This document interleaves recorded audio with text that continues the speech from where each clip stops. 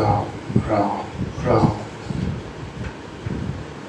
गुरु जी को करिए वंदना, भाव से बारंबार नाम सनों का से किया जिसने भव से पार। हम बड़े भाग्यशाली हैं जो इस समय यहाँ उपस्थित हैं अथवा पूरे भारतवर्ष से ऑनलाइन हमारे साथ जुड़े हुए हैं।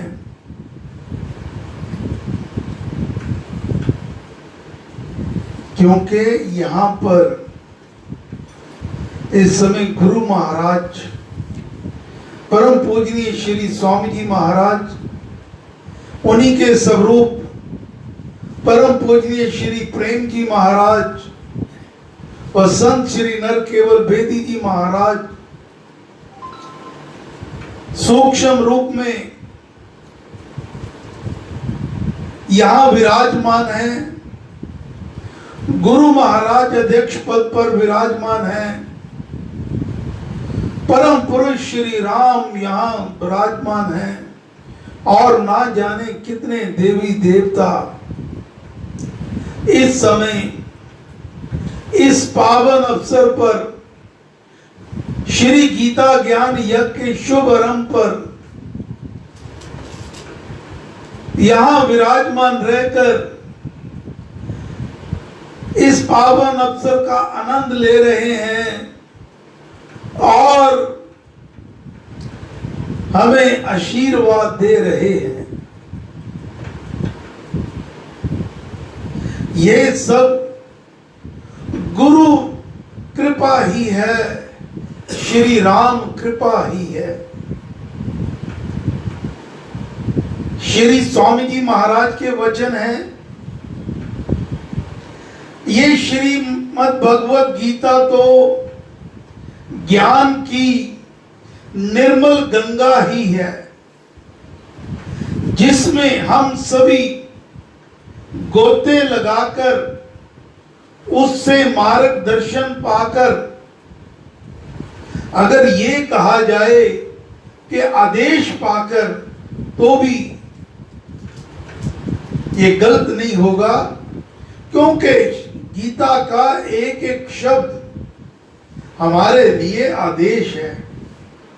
ये भगवान के श्री मुख से निकले हुए शब्द हैं जो हम जैसों के लिए मार्गदर्शन करते हैं।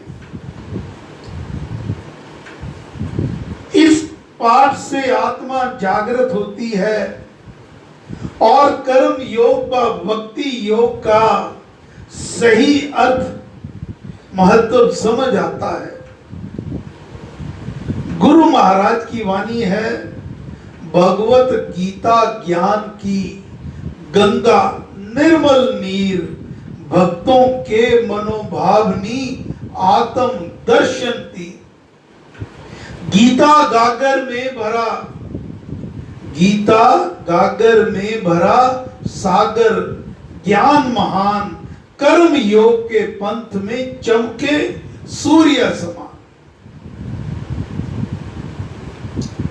अब गुरु महाराज हमें समझा रहे हैं कि ये जो पाठ हमने अब ये 9 दिन नियम पूर्वक प्रतिदिन करने हैं, इस पाठ की रीति को, इसके महत्व को पूरी तरह समझ लेना चाहिए, तभी जाकर आपका विश्वास बनेगा। फिर उन्हीं भावों के साथ जब आप पाठ करेंगे तब ये और भी कल्याणकारी हो जाएगा। तो गुरु महाराज की वाणी को मैं आपके सन्मुख रखता हूं। श्रीमद् भगवत गीता के पाठ की रीति।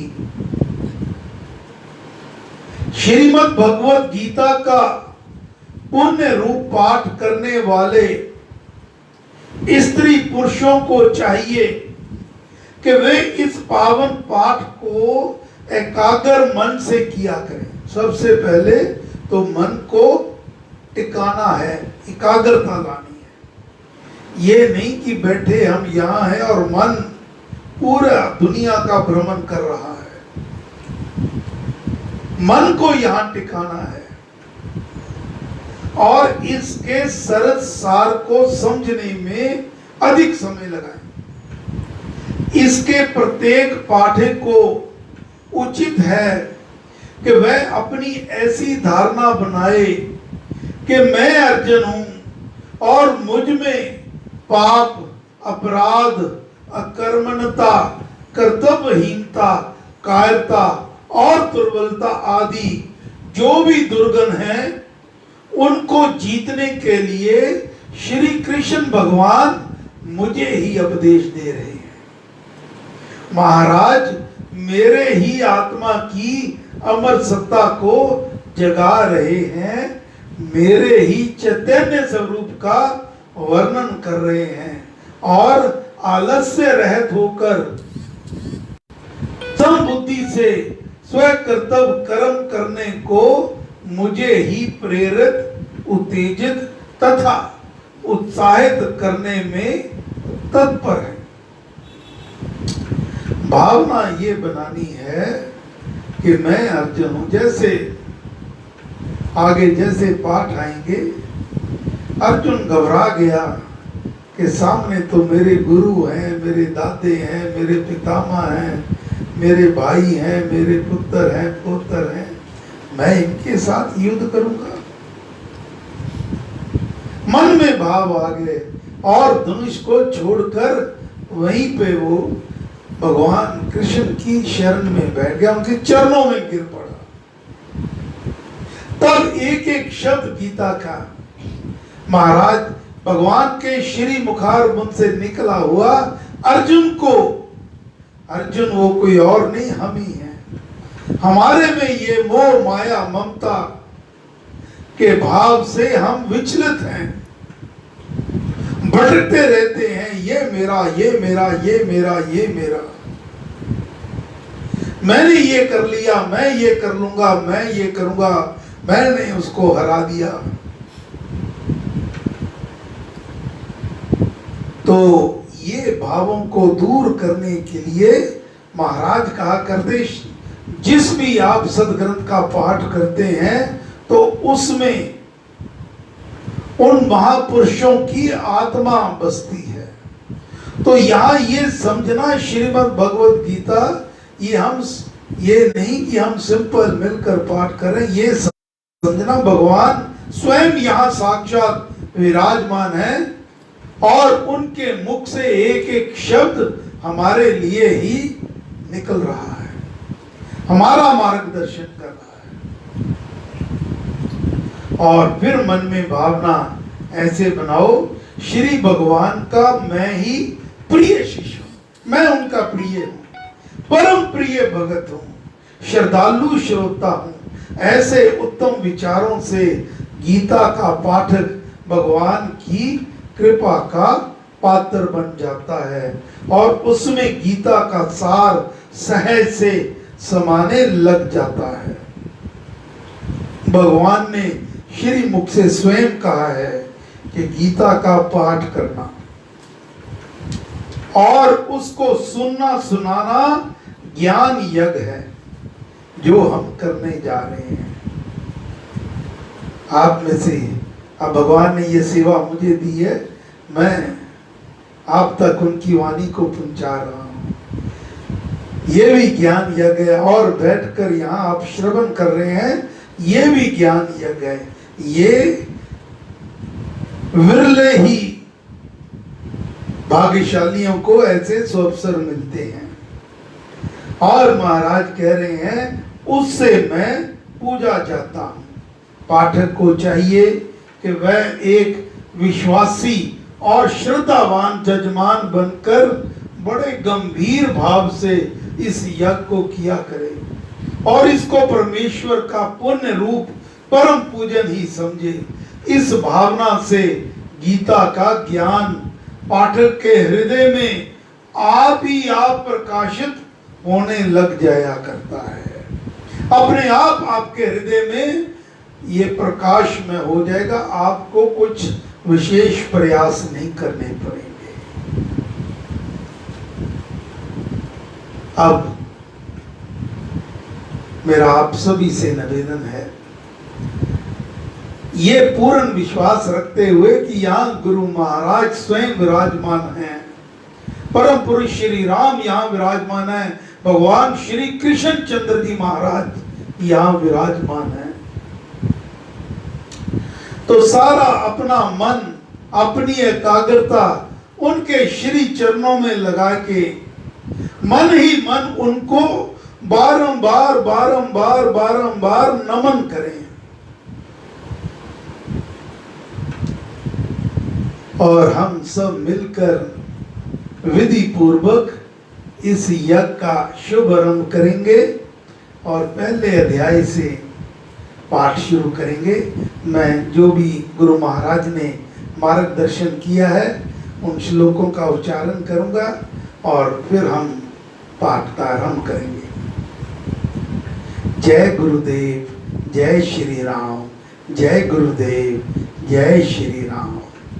वृद्धि आस्तक भाव की शुभ मंगल संचार, अबे उदय सद्धर्म का राम नाम विस्तार। सर्व शक्ति में राम जी अखिल विश्व के नाथ, शुचिता सत सुविश्वास दे सिर पर धर कर हाथ। गुरु जी को करिए वंदना भाव से बारंबार, नाम सनौका से किया जिसने भाव से पार।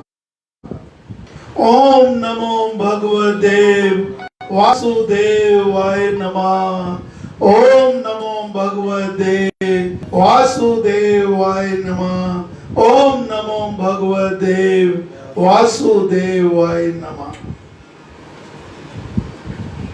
ओम तत्सत। पहला अध्याय। धृतराष्ट्र ने पूछा, संजय, जिस देश में दान पुण्य यजन जायन व्रत जप तप संयम आराधन चिंतन ध्यान वेद शास्त्र का पठन पाठन आदि धर्म का पालन होता रहता है, ऐसे धर्म क्षेत्र रूपी कुरुक्षेत्र में कुरु वंश के देश में लड़ने की इच्छा से एकत्रित हुए मेरे और पांडु के पुत्रों ने क्या किया?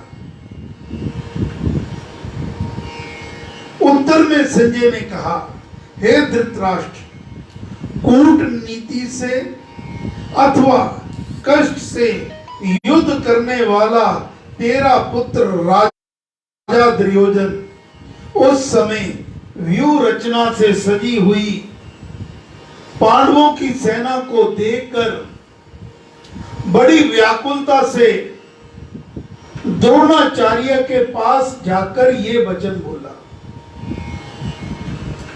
मेरे पूज्य आचार्य, अपने बुद्धिमान शिष्य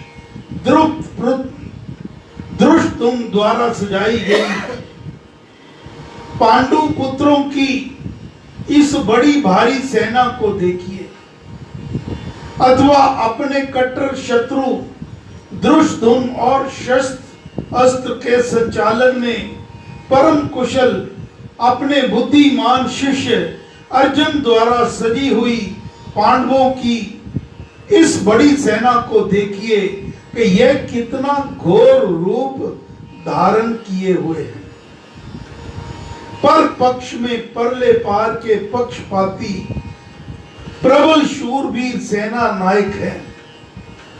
ये दर्शाता हुआ वह बोला, इस पांडव सेना में भीम और अर्जुन के सदृश युद्ध विद्या में कुशल जो धनुर्वीर हैं, उनमें महारथी सात्विकी है, विराट है, द्रुपद है, दृष्टकेतु है, चेकितान है, शक्तिशाली काशीराज है, पुरोजित है, कुंती भोज है और नर श्रेष्ठ शैब्य है।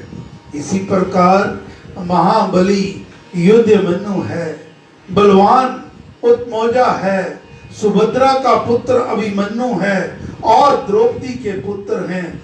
ये सभी सेना नायक महारथी हैं, बड़ी बड़ी रथ सेनाओं के सेनापति हैं।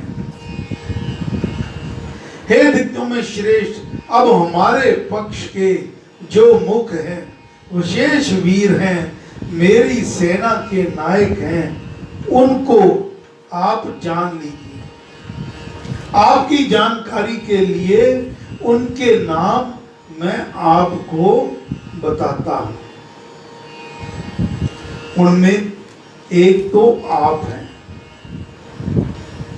अपने गुरु द्रोणाचार्य को ये संबोधन कर रहे हैं दुर्योधन, उनको बतला रहे हैं कि पांडवों की सेना में कौन कौन है और इधर मेरे पक्ष में कौन कौन खड़े हैं। उसमें एक तो आप है, भीष्म है, कर्ण है, युद्ध में विजय पाने वाला कृपाचार्य है, अश्वत्थामा है, विकर्ण है और ऐसे ही सोमदत्त का पुत्र भूरिश्रवा है। अब इसमें जो दुर्योधन उनको उत्तेजित करने का प्रयास कर रहा है, नाम लेकर ये प्रयास कर रहा है कि सारे गुरुजन, सारे पितामह हमारे साथ हैं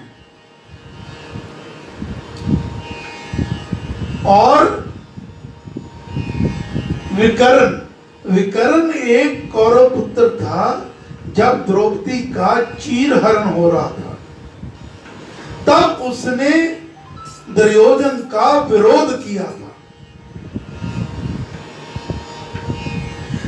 कि आप ये कुकर्म ना करो, और अब ये कह रहे हैं वो विकर्ण भी हमारे साथ है। अन्य भी बहुत से शूरवीर मेरी सेना में विद्यमान हैं जो मेरे लिए जीवन त्याग किए हुए हैं और जो अनेक प्रकार के अस्त्रों से युद्ध करने वाले हैं। वे सभी युद्ध करने में निपुण हैं। ऐसे शूरवीर सेना नायक होते हुए भी भीष्म से सुरक्षित संचालित हमारा सेना बल अधूरा है। हमारा प्रधान सेनापति भीष्म है, वह वृद्ध है, पांडु पुत्रों में भी प्रेमवद है और उनकी हित कामना भी किया करता है। इस कारण हमारी सेना शक्ति अपूर्ण है। कहते हैं, वो कह रहे कि हमारे जो प्रधान सेनापति भीष्म हैं, उनके अंदर तो पांडवों के प्रति मन में प्रेम भाव है, उनके हित की कामना करते हैं। इसलिए हमारा ये जो सेना शक्ति अपूर्ण है, हमारा बल अपूर्ण है। परंतु भीम से रक्षित संचालित इन पांडवों का सेना बल पर्याप्त है। पांडव सेना का रक्षक हमारा कट्टर शत्रु प्रबल विरोधी भीम है, जो अपने पक्ष का परम पोषक है। इसलिए इनकी शक्ति पूर्ण है। इसलिए आप सभी सेनापति अपने अपने सब सेना विभागों में अच्छी प्रकार खड़े होकर सावधानता से भीष्म ही की रक्षा करें, उसे सहायता दें और पर पक्ष से बचाएं। उस समय जबकि दुर्योधन भीष्म की दुर्बलता बताकर द्रोणाचार्य को उत्तेजित कर रहा था, कुरु पितामह ने दुर्योधन को हर्षित करते हुए ऊंचे स्वर से सिंहनाद करके अपना समर शंख बजाया। दुर्योधन के सेनापतियों में परस्पर मेल नहीं था। उनका एक दूसरे के साथ सहयोग भी नहीं था। इसी कारण राजा दुर्योधन ने भीष्म की दुर्बलता दिखाकर द्रोण को उकसाना आरंभ किया, जिससे आवेश में आकर वह संग्राम में सहयोग। दुर्योधन अब भी कूटनीति खेल रहा है, भीष्म को दुर्बल बताकर द्रोण को उत्साहित कर रहा है कि वो पूर्ण रूप से आकर युद्ध में संग्राम में सहयोग दे। भीष्म का समर शंख बजते ही तत्पश्चात सब सेना विभागों के शंख, भेरियां, नगारे, ढोल और नरसिंगे एक बार ही बज उठे। उन रण बिगलों का ये वैनाद बड़ा भयंकर था। भीष्म की सेना के रणनाद हो जाने पर उसी समय श्वेत घोड़ों से जुते हुए महान रथ पर आरूढ़ श्री कृष्ण और अर्जुन ने भी अपने दिव्य शंख बजाए। उन्होंने भी अपनी सेना को संग्राम के आरंभ की सूचना दी। जितेंद्रिय श्री कृष्ण ने 5 जन ने शंख बजाया और धनों के जेता। अब एक एक शब्द जो स्वामी जी महाराज यूज कर रहे हैं, चाहे वो भगवान के लिए हो चाहे वो अर्जुन के लिए हो, हर एक का बड़ा गूढ़ मतलब है। समय कम है, लेकिन जहां तक संभव हो सकेगा उनको बताने का, आपके आगे सम्मुख रखने का प्रयास किया करें। धनों के जेता अर्जुन ने देवदत्त नामक शंख को पूरत किया तथा भीम ने पौंड्र नामक शंख को पूरा। कुंती पुत्र राजा युधिष्ठिर ने अनंत विजय, नकुल ने सुघोष और सहदेव ने मणि पुष्पक नामक शंखों को बजाया। संजय ने कहा, हे पृथ्वीपति, मुख सेनापति के समर शंख बजते सुनकर परम धनुधारी काशीराज ने और महारथी शिखंडी ने, धृष्टद्युम्न ने, विराट ने, अजय सात्विकी ने, द्रुपद ने, द्रौपदी के पुत्रों ने और लंबी भुजा वाले अभिमन्यु ने सब ओर से अपने पृथक पृथक शंख बजाए। पांडव सेना की रण घोषणा के उस घोर रणनाद ने भूतलाकाश को गुंजाते हुए, कंपायमान करते हुए धृतराष्ट्र के पुत्रों के हृदय को बधिर कर डाला। उस भयंकर नाद से तेरे पुत्रों के हृदय भय से कांप गए। संजय ने कहा, हे राजन, जब दोनों ओर से संग्राम के नाद गुंजाए जा चुके थे, केवल परस्पर लोहा लेने की देर थी, उस शस्त्र चलाने के समय में हनुमान के चित्र युक्त ध्वजा वाले अर्जुन ने, अब देखिए गुरु महाराज वर्णन कर रहे हैं अर्जुन के रथ का,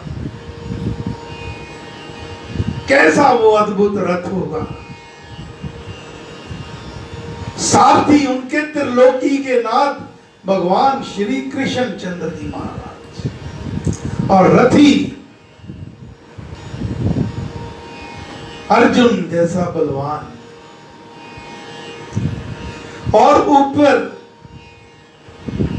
हनुमान के चित्र युक्त ध्वजा, ऊपर जो ध्वजा लगी हुई थी वो हनुमान जी का चित्र उसमें था।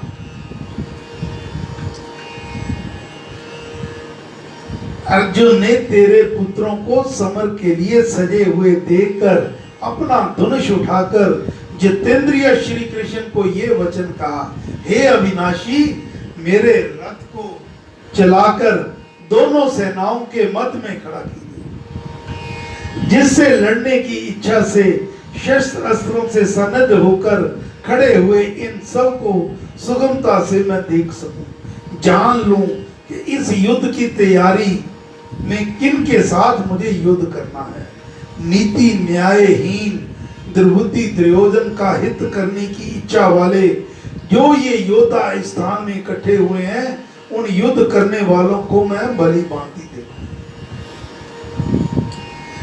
नींद को जीतने वाले अर्जुन, यहाँ ये जो शब्द है नींद को जीतने वाले अर्जुन द्वारा ऐसे कहे जाने पर जितेंद्रिय श्री कृष्ण, स्वामी जी महाराज ने बहुत सरल भाषा में लिखा होता है, ताकि जन जन को समझ आ जाए। जो संस्कृत में यहाँ शब्द है वहां अर्जुन के लिए गुड़ाकेश उससे संबोधन किया। गुड़ाकेश अर्थात गुड़ाकेश होता है जिसने निद्रा को वश में किया हो, जो आलस्य रहे तो जो नित्य जागता रहे, चैतन्य रहे। और भगवान के लिए शब्द यूज किया है ऋषिकेश। ऋषि ये ज्ञान शब्द जो बना है ऋषिक प्लस ईश, जिसके वश में ज्ञान इंद्रियां हों, जो ज्ञान इंद्रियों का पति हो, स्वामी हो, और उनका ईश्वर, उनका स्वामी जो हो वो भगवान श्री कृष्ण हैं। अर्जुन के द्वारा जब उनको कहा गया कि मेरे रथ को दोनों सेनाओं के मध्य में ले जाओ, तब भगवान क्या कह रहे हैं? श्री कृष्ण ने दोनों सेनाओं के बीच भीष्म, द्रोण और सब राजाओं के सामने उस उत्तम रथ को खड़ा करके कहा, हे कुंती पुत्र, इन एकत्रित खड़े कौरवों को तू देख, अब तू इधर सबको देख ले। वहां उन दोनों ही और की सेनाओं में हथियारों से सजकर उपस्थित बड़े बूढ़ों को, पितामहों को, आचार्यों को, मामों को, भाइयों को, पुत्रों को, पोतों को, मित्रों को, ससुरों को, स्नेहियों को अर्जुन ने देखा। युद्ध करने के लिए सजकर खड़े हुए उन सब बंधुओं को अवलोकन करके दया भाव से व्याप्त वह कुंती पुत्र अर्जुन खेद करता हुआ श्री कृष्ण को ये वचन बोला, हे श्री कृष्ण, युद्ध करने की कामना से सन्मुख विद्यमान इस स्वयं समूह को देखकर मेरे अंग शिथिल हो रहे हैं और मेरा मुख सूखता चला जाता है। मेरी काया में कब कभी छा रही है और रोंगटे खड़े हो गए हैं। मेरे हाथ से गंडीव धनुष खिसकता जाता है और मेरी त्वचा भी जल रही है। मेरे मन को आग सी लग रही है। मैं इतना शिथिल हो गया हूं कि खड़ा भी नहीं रह सकता हूं और मेरा मन तथा मस्तक चक्कर सा खा रहा है। हे सुख में शयन करने वाले आनंद कम कृष्ण, इस समय मैं तो उल्टे अशुभ सूचक देख रहा हूं। युद्ध में अपने जनों को मारकर मैं कल्याण कुछ भी नहीं देखता हूं। मुझे इस संग्राम में कोई लाभ नहीं दिखाई देता। यदि कहा जाए कि युद्ध करने से मुझको विजय और राज्य सुख प्राप्त होगा, तो हे कृष्ण, बंदोबस्त करके मैं विजय नहीं चाहता हूँ, ना राज्य की कामना करता हूँ और ना ही सुखों को चाहता हूँ।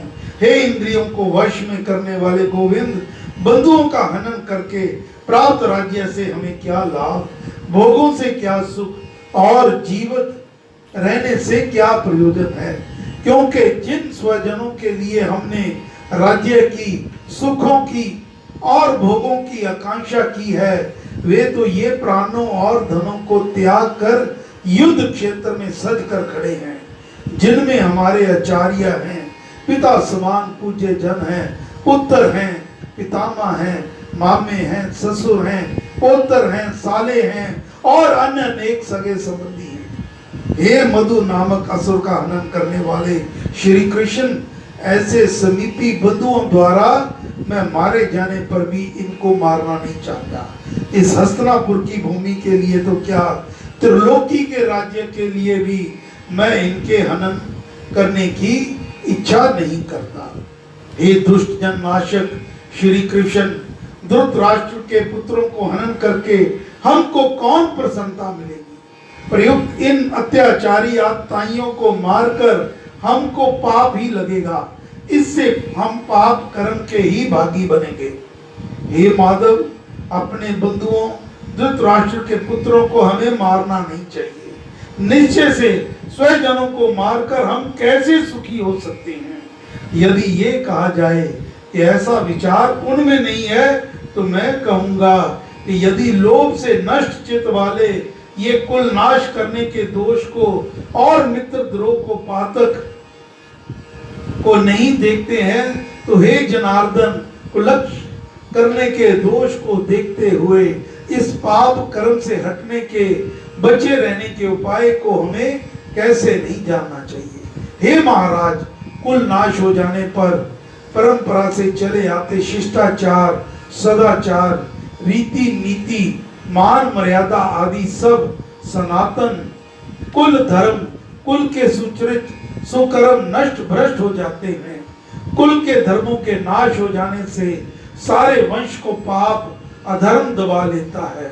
आचार के ना रहने से कुल में पापाचार बढ़ जाता है। हे वृष्णि वंशिश कुल सपूत श्री कृष्ण, अधर्म के बढ़ जाने से कुल की स्त्रियां दूषित हो जाती हैं, उनमें नियम मर्यादा भंग हो जाती है। दोष युक्त दुष्ट स्त्रियों से वर्ण संकर संतानें उत्पन्न होती हैं। गौर आदि वर्णों से मिश्रण हो जाता है, वर्ण सौंदर्य नहीं रहता। वर्ण संकर संतान, समर की संतान कुसंस्कारों के दोष से कुल घातकों के कुल के लिए नरक का कारण ही हुआ करती है। उनके बड़े बूढ़े पितर अंधोतक के अभाव से गिर जाते हैं, उनकी सेवा शुश्रूषा नहीं रहती।